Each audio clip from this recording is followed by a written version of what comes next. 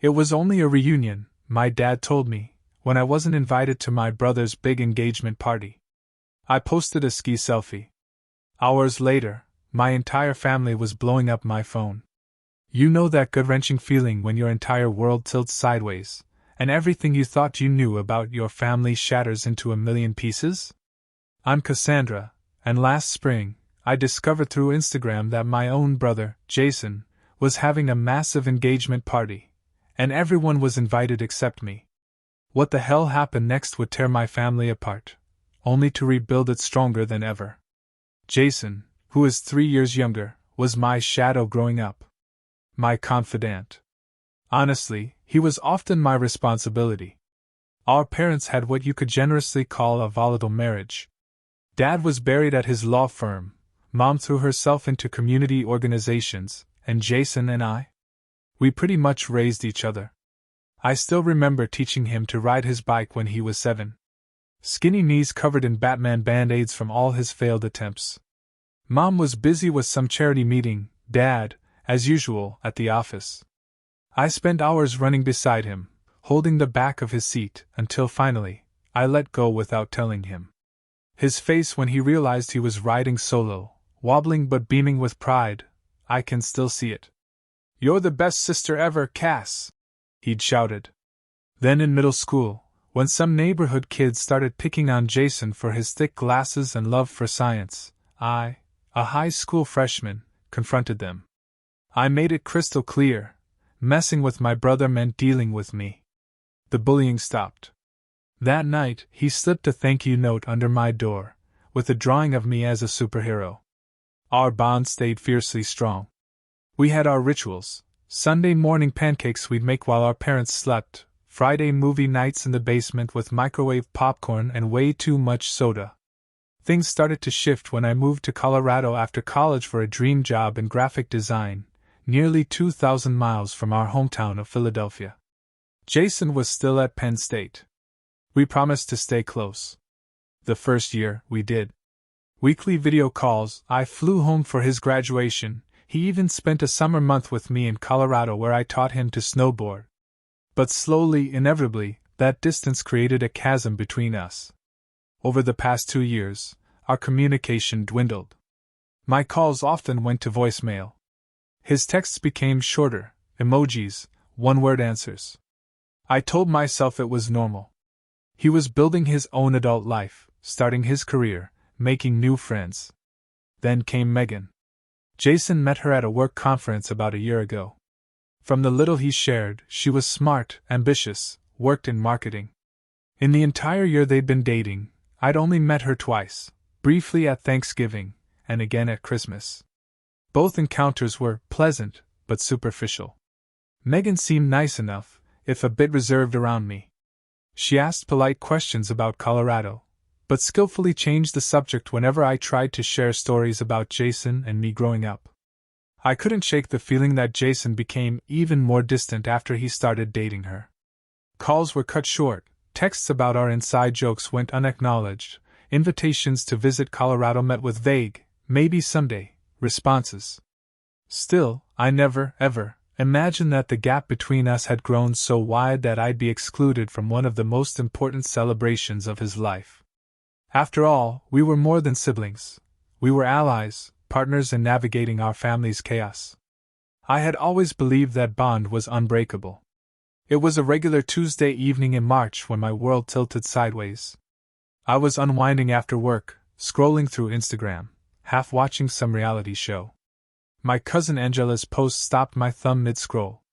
An image of her holding up 2 different dresses, with the caption, "Help me decide which one to wear to Jason and Megan's big engagement bash this weekend. #family celebration #cousins getting married." My heart pounded. An engagement bash? This weekend? I blinked, sure I'd misread it. I scrolled back, read it again. No, I hadn't misread. An engagement party in just a few days, and I'd heard absolutely nothing. My first thought, there must be some mistake. Surely my brother would have invited me. I frantically checked my email, spam folders, physical mail. Nothing. My voicemail? Just a reminder about my dentist appointment. With growing unease, I called my mother.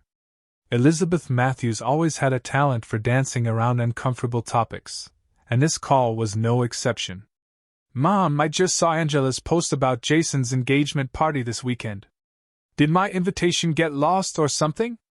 I tried to sound casual, but a knot was forming in my stomach. Oh, Cassandra, I was just about to call you, actually, she chirped, her voice pitching higher, a dead giveaway she was fibbing. How are you, sweetheart? How's the weather in Colorado? Mom, the weather's fine. Can we talk about the party? I haven't heard anything about it. There was a pause, then a nervous laugh. Well, it was all put together rather quickly. Megan's parents were insistent on having something before her grandmother goes in for her hip surgery next month. That doesn't explain why I haven't been invited, Mom. Another pause. I thought Jason had called you about it. You know how he is with these things, always leaving details to the last minute. By now, that knot in my stomach had transformed into a heavy, cold stone. So, there is a party, and I'm supposed to be invited? Well, dear, it's just a small gathering, really. Mostly family from both sides getting to know each other. Nothing fancy. The evasiveness in her tone told me everything. I ended the call shortly after, promising to talk soon, a hollow promise we both knew was just an escape hatch. Next, I called my father. Richard Matthews was many things, but he was never one to sugarcoat reality. If anyone would give me a straight answer, it would be him. Dad, what's going on with Jason's engagement party? Mom's being weird about it, and I haven't received an invitation. My father's sigh traveled across the country through the phone line. Cassandra, it's just a reunion of sorts. The Henderson family meeting our family. Nothing you need to worry about missing. But Angela is going. And from her post, it sounds like a big deal. Your cousin exaggerates everything. You know that. It's just a dinner at the country club. Megan's father is a member there. So I'm not invited? I pressed, needing to hear it directly. Look, Cassandra, it's not personal. The guest list had to be limited. It's just a reunion. Not worth you flying across the country for. Focus on your work out there. That's what matters. After hanging up, I returned to social media with a new, grim purpose. I checked other family members' profiles. More evidence confirming this was far from the small gathering, or just a reunion, my parents had described. My Aunt Patricia had posted about having her hair done specially for the big event. My teenage cousin Tyler was complaining about having to wear a suit for Jason's fancy party. The worst discovery came when I found Megan had created a private event page that someone had tagged in a comment. While I couldn't access the full details, the preview showed Jason and Megan's engagement celebration, with a formal invitation design and a guest count that appeared to be well over 100 people. My hands shaking slightly, I called Jason. Straight to voicemail, which wasn't unusual lately. I left what I thought was a measured message.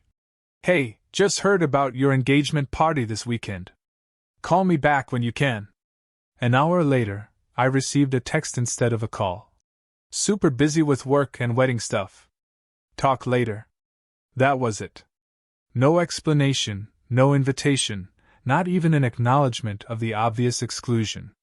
The final blow came when I saw that Tammy Wilson, my high school friend who had barely spoken to Jason since graduation, had posted about her excitement to attend Jason Matthews' engagement bash. So, not only were extended family members invited, but old acquaintances who weren't even close to my brother had made the cut, while I somehow hadn't. By the end of the evening, the truth was unavoidable. My brother was having a major celebration, and I had been deliberately excluded. The brother I had protected, supported, and loved fiercely throughout our childhood had decided I didn't deserve to be there for one of the most significant moments of his adult life. That night, sleep eluded me entirely. I cycled through emotions like a washing machine on an endless spin cycle. Hurt, confusion, anger, self-doubt, back to hurt again. Around 2 a.m., I called my best friend, Autumn. Forgetting the time difference meant it was 4 a.m. in New York. Someone better be dead or giving birth, she mumbled into the phone. Jason is having a huge engagement party this weekend, I said, my voice cracking despite my efforts to sound composed. And I was not invited. Literally everyone else was invited. Distant relatives, old high school friends, probably the mailman too, but not me. Autumn was instantly alert. Wait, what? That makes zero sense. You and Jason were always so close. Apparently not anymore, I said, staring at my ceiling as tears slid silently into my hair.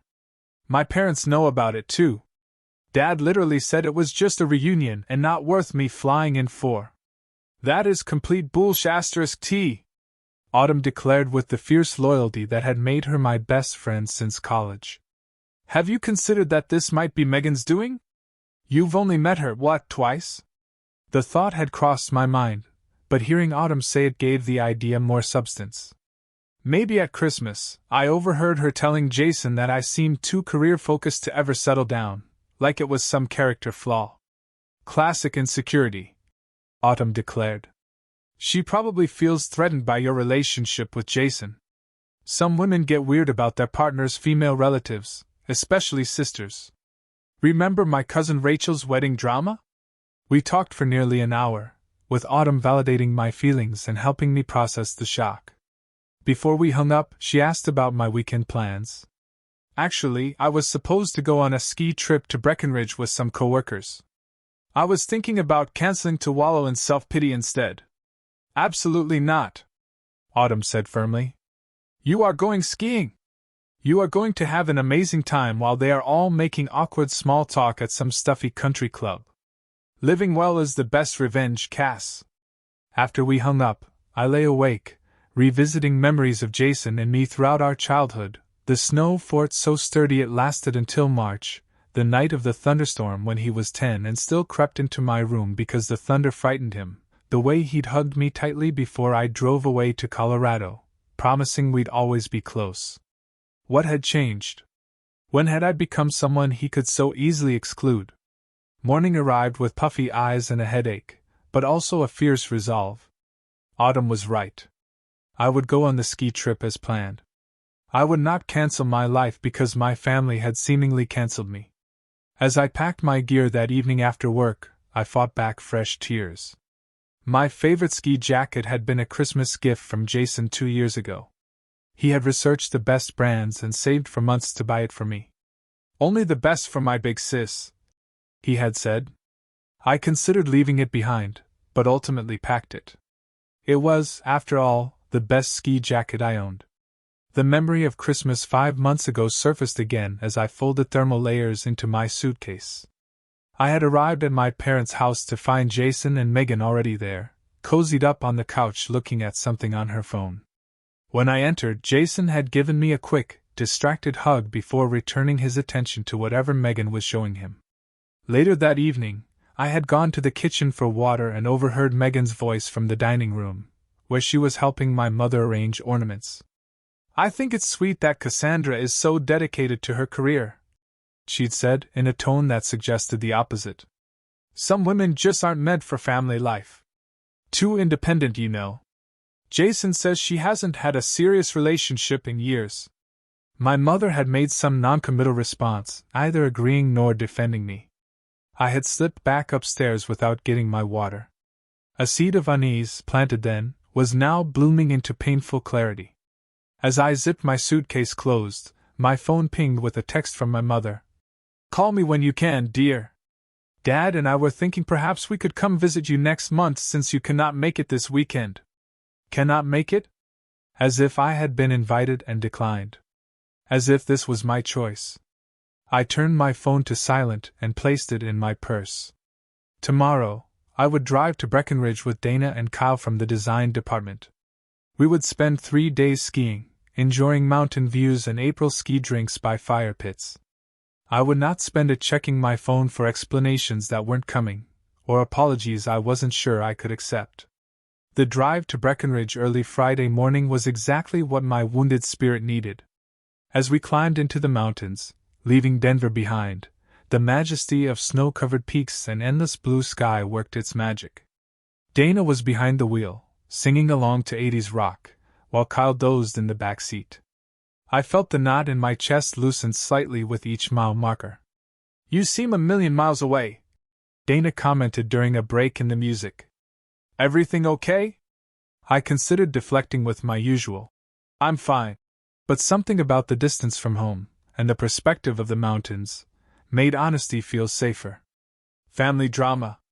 My brother is having a big engagement party this weekend, and somehow I wasn't on the guest list." Dana's eyebrows shot up. "You've got to be kidding me. I remember how you were always talking about your brother when you first moved here. You two seemed super close." "We were," I said, watching the pine trees blur past my window. "Things change, I guess." "That is seriously messed up," Dana said, shaking her head. "Well, their loss is our gain. We are going to have an epic weekend." By the time we checked into our lodge, the family drama felt slightly more distant. Our accommodations were rustic but comfortable, a 3-bedroom condo with a stone fireplace and views of the slopes. We quickly changed and headed out, eager to make the most of the afternoon sunshine. The first few runs down the mountain were exactly what I needed. The exhilaration of speed, the focus required to navigate the terrain, the crisp mountain air filling my lungs. For those moments, there was no room for thoughts of Jason or Megan or the party I was missing. There was only the mountain, my skis, and the next turn. But as the day wore on, my concentration slipped. A family of 4 sharing a chairlift with me, parents with a brother and sister who playfully bickered, sent a pang through my heart. A group of friends celebrating a birthday with champagne at the lodge reminded me of the celebration happening without me on the other side of the country. By our late afternoon run, Dana had noticed my distraction. After a near miss, where I barely avoided colliding with a snowboarder, she suggested we take a break. "Okay, spill," she said once we were seated with hot chocolates at a mountainside cafe. "You almost became one with that guy's snowboard back there. What is going on in that head of yours?" I told her everything: the discovery of the party, my parents' dismissive responses, the history with Jason, and my suspicions about Megan's influence. "That is such garbage," Dana declared after listening intently. "And you're sure this party is happening tomorrow night?" I nodded, pulling out my phone to show her Angela's latest post, a photo of her freshly manicured nails with the caption, "Ready for tomorrow's big bash. Jason and Megan forever." "Well, you know what you should do," Dana said, a mischievous glint in her eye. "Show them exactly what they are missing." "What do you mean?" "I mean, while they are all stuffed into some boring country club, eating tiny appetizers and making small talk, you are having the time of your life in one of the most beautiful places on earth." She gestured toward the panoramic mountain view. "Document it. Post it. Let them see that excluding you did not ruin your weekend. It made it better." When Kyle joined us after his last run, he enthusiastically endorsed Dana's plan. "We'll make sure you have the best damn weekend." They're lost entirely. That evening, after a delicious dinner at a local steakhouse and drinks at a cozy bar with live music, I felt lighter than I had all week. My phone remained blessedly free of family messages, as if the mountains themselves were creating a protective barrier around my weekend. The next morning dawned clear and perfect, fresh powder, bluebird skies, and temperatures just cold enough to keep the snow pristine. We hit the slopes early, determined to make the most of ideal conditions. By midday, we had covered most of the mountain's best runs, and my skiing had found its rhythm again. After lunch, Dana suggested we take the highest lift to the summit for what she promised would be an unforgettable view. She wasn't wrong. Standing at 12,980 feet, with the Continental Divide stretching before us like nature's cathedral, I felt simultaneously tiny and infinite. "This is the moment," Dana said, pulling out her phone. "This is your living my best life photo." I posed at the edge of the lookout point, mountains cascading behind me. My ski jacket, the one from Jason, was a bright splash of purple against the snow and sky. The sun hit my face just right, and for the first time in days, my smile was genuine. Dana took several shots, then handed me back my phone. These are perfect. Absolutely perfect. Looking at the photos, I had to agree.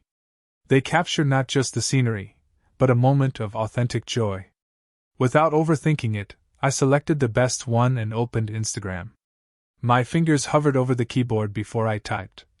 Sometimes the family you choose is better than the one you were born into. Best weekend ever. Hashtag no regrets, hashtag living my best life. I hit post, then tucked my phone away. Now, Kyle said, adjusting his goggles, let us show you the secret powder stash the locals told me about. It's going to blow your mind.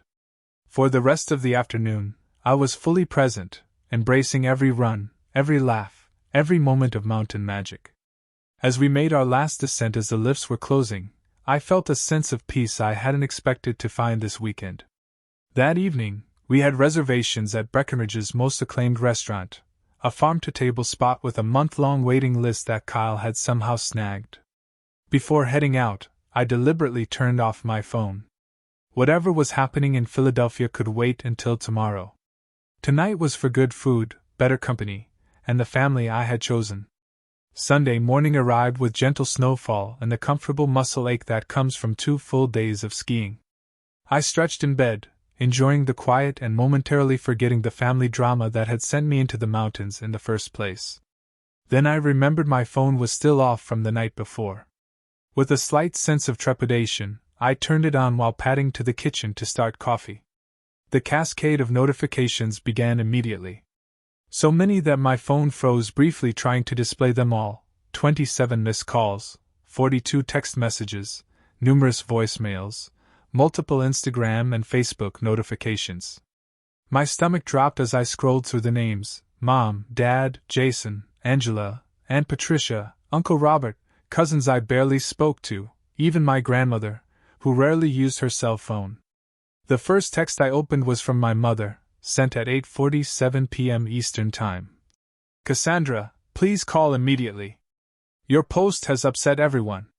Next was one from my cousin Angela. OMG, why would you do that?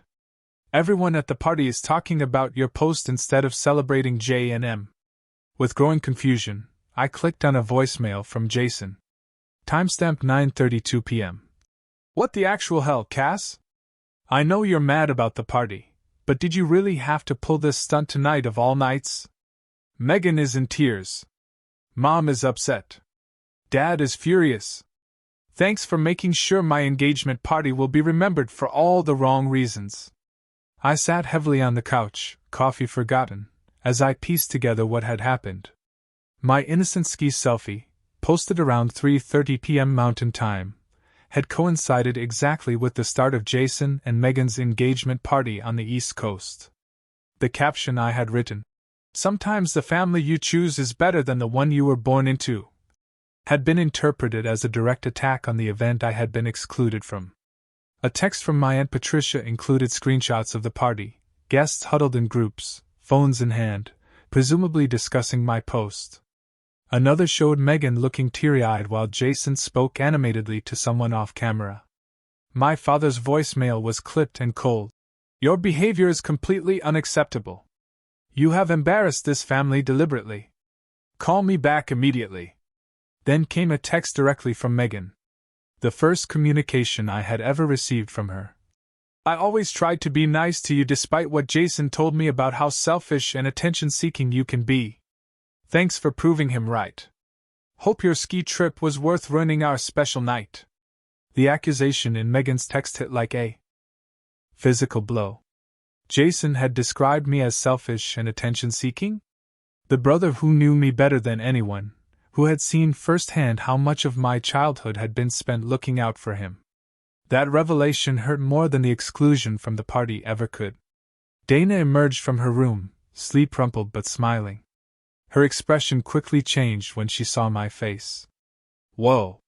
What happened? You look like you saw a ghost. Apparently, I ruined my brother's engagement party with my ski selfie, I said, still scrolling through the barrage of messages. It seems I created some kind of family crisis. Dana read over my shoulder, her eyes widening. Holy overreaction, Batman! All you did was post a vacation photo, with a caption that could be interpreted as a dig at my family, I admitted. But I never expected it would cause this level of drama. Because it shouldn't have, Dana said firmly. If they had invited you in the first place, none of this would have happened. As I continued going through messages, I found one from my cousin Tyler that included a video. It showed the moment my post had apparently gone viral within the party. Guests showing each other their phones, whispers spreading across the ballroom, Megan's face crumbling as someone showed her the post, Jason's expression darkening from confusion to anger. The most surprising message came from my grandmother. Cassandra, I didn't know you were not invited. That was wrong of them, but your timing could have been better, dear. Call me when you can. By the time Kyle joined us, I had a clearer picture of what had happened. My post had not just been noticed, it had somehow become the focal point of the entire event. According to various messages, guests had begun taking sides, with some defending my right to enjoy my weekend and others condemning what they saw as deliberate sabotage. The irony, I said to Dana and Kyle as I made breakfast, is that I wasn't trying to make any kind of statement. I was just sharing a nice moment from our trip. But part of you must have known it would get back to them, Kyle suggested gently. I considered his words as I flipped pancakes. I guess I wanted them to see I was doing fine without them, but I never wanted to hijack their entire party. You didn't hijack anything, Dana insisted. They created this situation by excluding you. And then they all overreacted to a simple social media post. That is on them, not you. As we packed up to return to Denver, I wrestled with how to respond to the flood of messages. Part of me wanted to apologize for the unintended consequences of my post. Another part felt indignant that I was being vilified for enjoying my weekend without my family. In the end, I sent a simple text to Jason. I never intended to disrupt your party. My post was about my weekend, not your celebration. We should talk when things calm down. His response came quickly. Too late for that.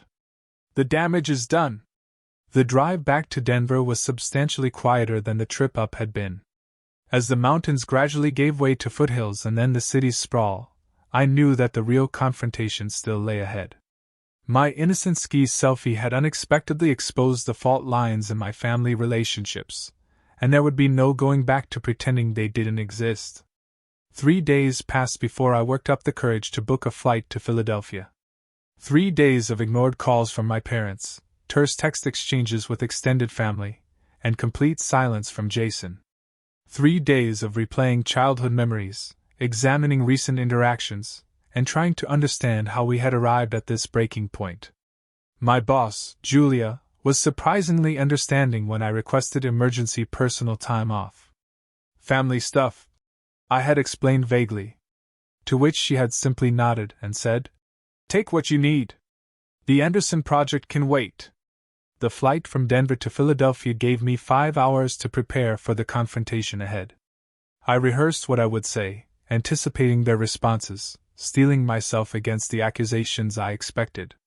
Still, nothing could have fully prepared me for the ice-cold reception that awaited me at my parents' house.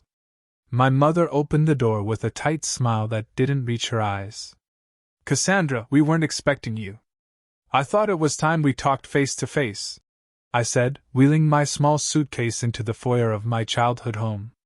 Everything looked exactly the same: the antique console table with the silver dish for keys, the landscape paintings my mother had collected over the years, even the slight scuff on the baseboard from when Jason and I had tried to bring our sled inside after a snowstorm 20 years ago. My father emerged from his study, reading glasses perched on his nose. "So, you decided to show up after all?" "I was never given the chance to show up for the party," I replied, determined to start as I meant to go on, with honesty. "Let's not do this in the entryway," my mother said, ever conscious of appearances, even when no one else was around to witness our family drama. "I'll make tea."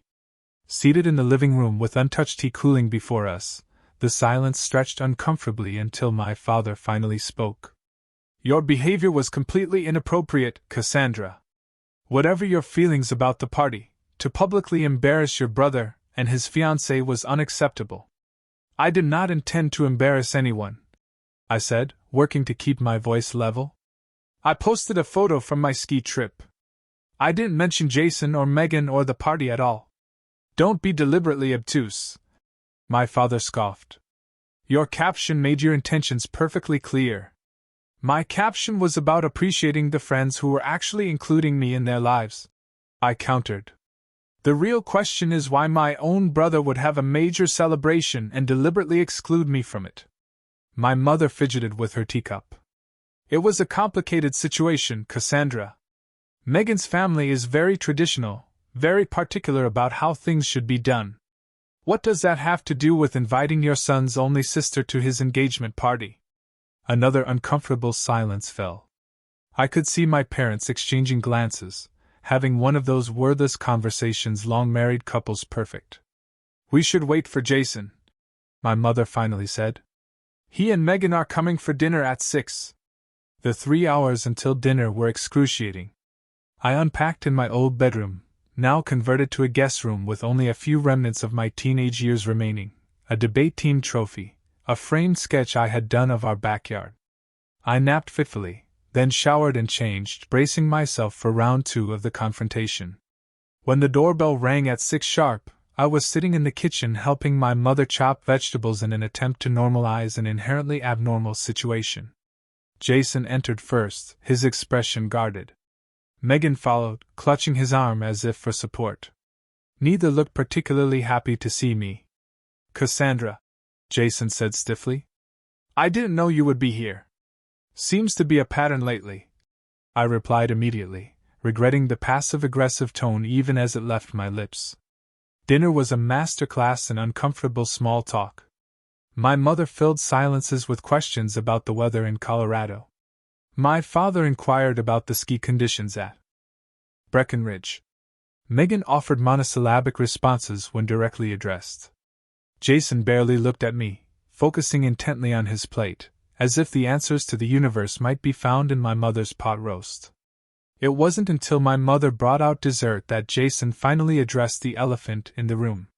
Why did you do it, Cass? Why did you post that right when our party was starting?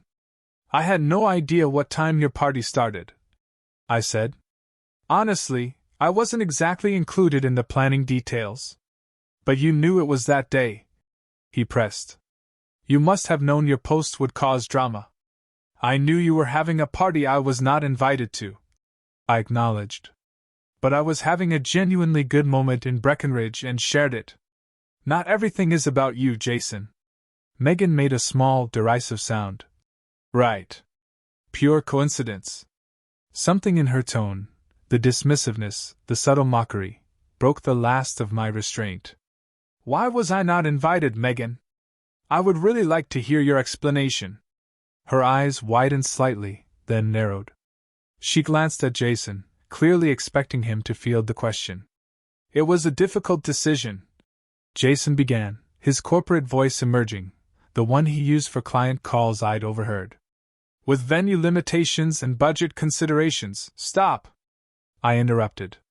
There were over 100 people there. Second cousins we haven't seen in years were there. Mom's book club friends were there. Do not insult me by pretending this was about space or money. Jason's professional facade cracked. Fine. You want the truth? Megan didn't want you there. She feels you've never made an effort with her. That you judge her lifestyle choices. That you were constantly competing with her for my attention. And after seeing how self-centered your post was, can you blame her? The room fell silent. My mother gasped softly. My father suddenly became very interested in rearranging his napkin. And you? I asked, looking directly at my brother. Did you not want me there either? Jason had the decency to look uncomfortable. I wanted peace. Megan was stressed enough about planning the perfect party. I didn't want to add to that by insisting on inviting someone she wasn't comfortable with. So you knew, I said slowly, the full weight of the betrayal settling on me. You knew I was being excluded and you chose to go along with it. It's not that simple, Cassandra. Actually, it is exactly that simple. I countered, turning to my parents. And you too? You're okay with your daughter being the only immediate family member not invited to her brother's engagement party? My mother looked down at her half-eaten cheesecake. We didn't think it was our place to interfere with Jason and Megan's guest list. We thought it best not to make waves, my father added. Given the distance and your busy schedule, it seemed practical. Practical, I repeated, the word tasting bitter. How practical of you all to decide I was disposable. How practical to pretend I don't exist when it's inconvenient to include me. No one said you were disposable, Jason protested. No one had to say it. Your actions made it perfectly clear. I stood up, no longer able to sit at the table pretending we were having a normal family dinner. For the record, I have made every effort with Megan, despite only meeting her twice. I have never judged her lifestyle choices. I barely know what they are because you've shared so little about your relationship with me. And as for competing for your attention, I have spent the last year trying to maintain even a basic level of communication with you while you've become increasingly distant. Megan's face flushed. Jason told me how you always try to one-up everyone, how you have to be the center of attention. He warned me you would make this all about yourself. I turned to my brother, genuinely shocked. Is that really how you describe me to her? Your sister who practically raised you when mom and dad were too busy with their own lives? Who defended you against bullies?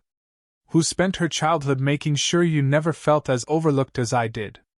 Jason had the grace to look ashamed. I never said those exact words, he mumbled. But you didn't correct her when she formed that impression, I pressed. You let her believe I'm some attention-seeking drama queen and then use that as justification to exclude me from your life.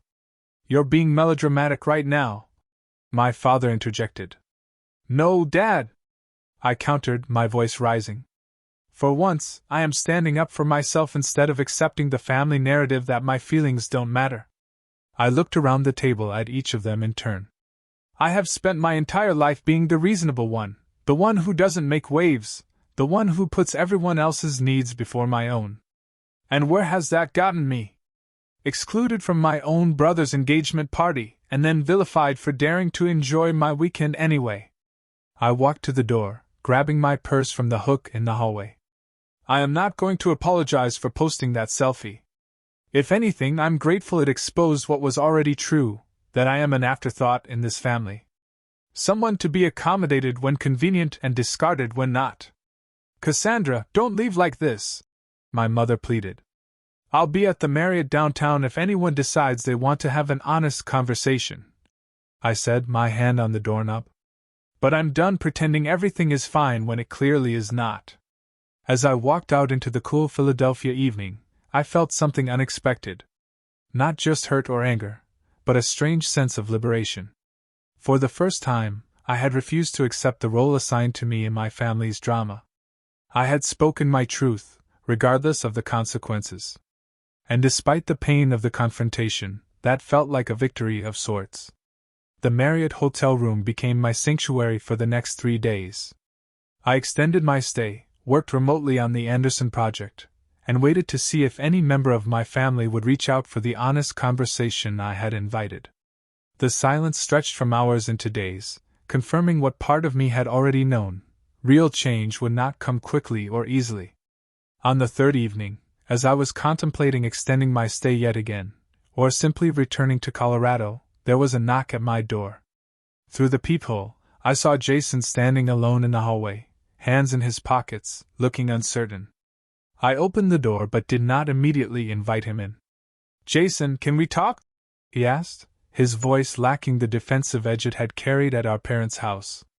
I stepped aside, allowing him to enter.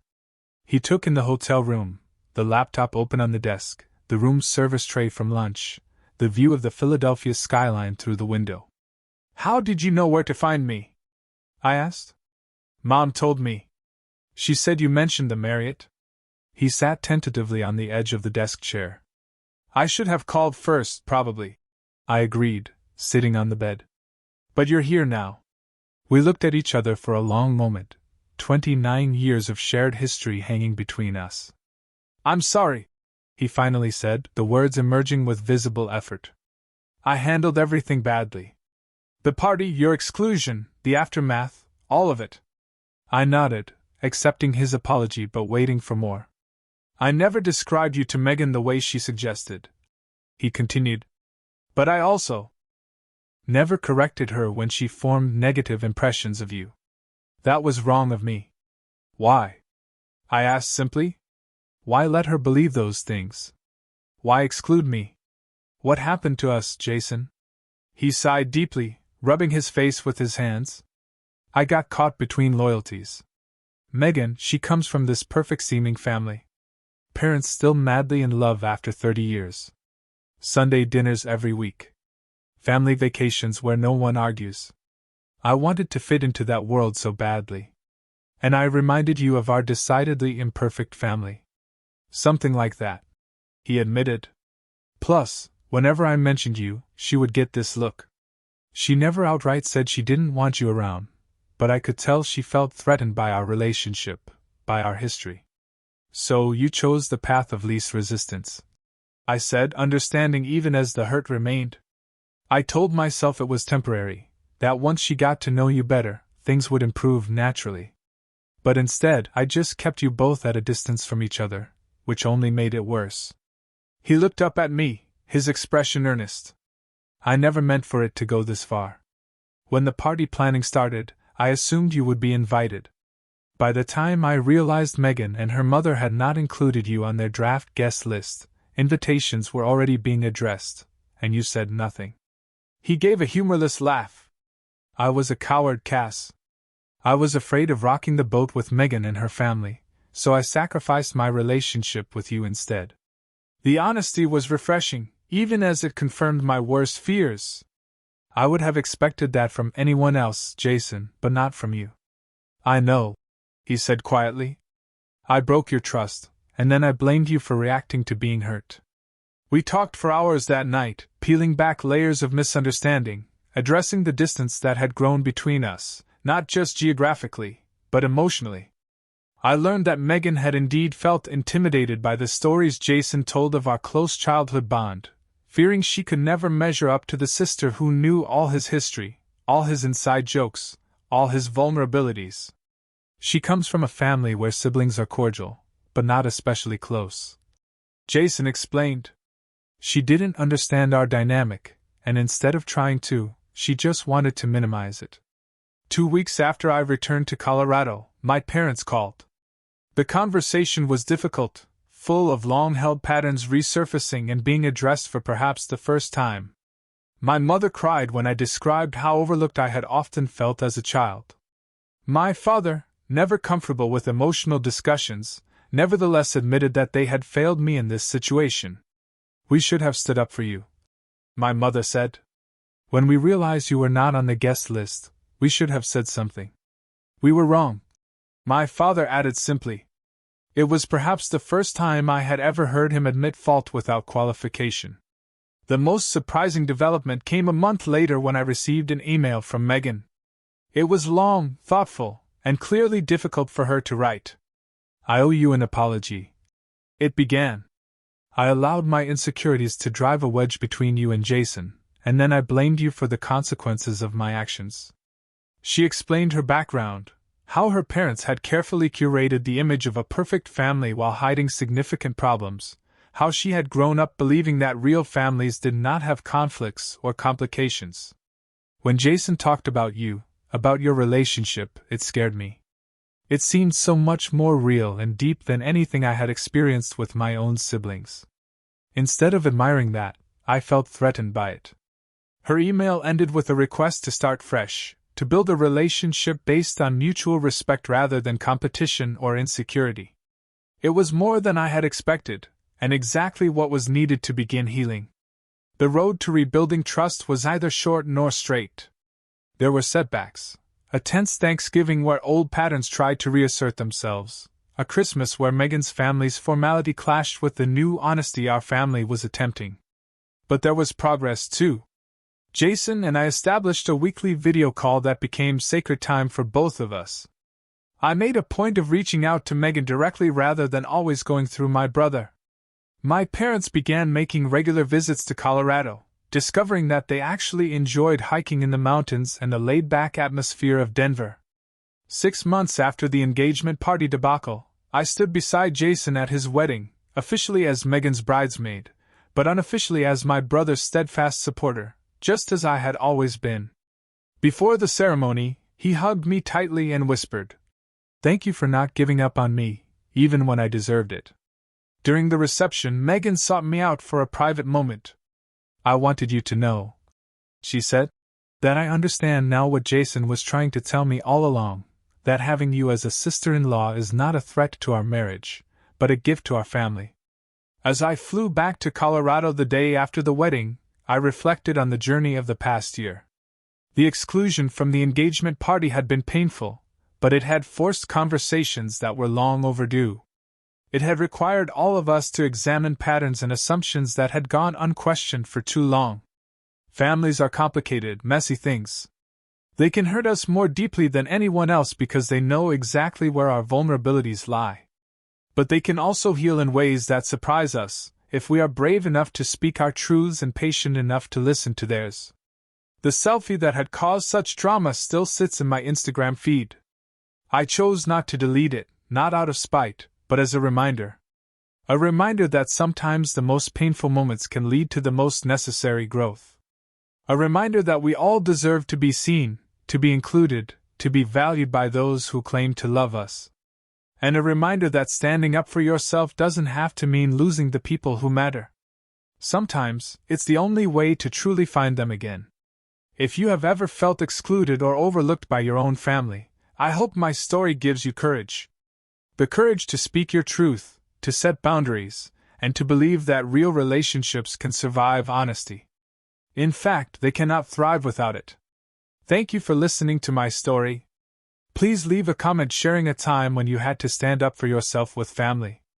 We can all learn from each other's experiences. And if this story resonated with you, hit the like button, subscribe to hear more real-life stories, and share with someone who might need to know they are not alone in navigating complicated family dynamics. Remember, sometimes the most painful moments lead to the most beautiful transformations.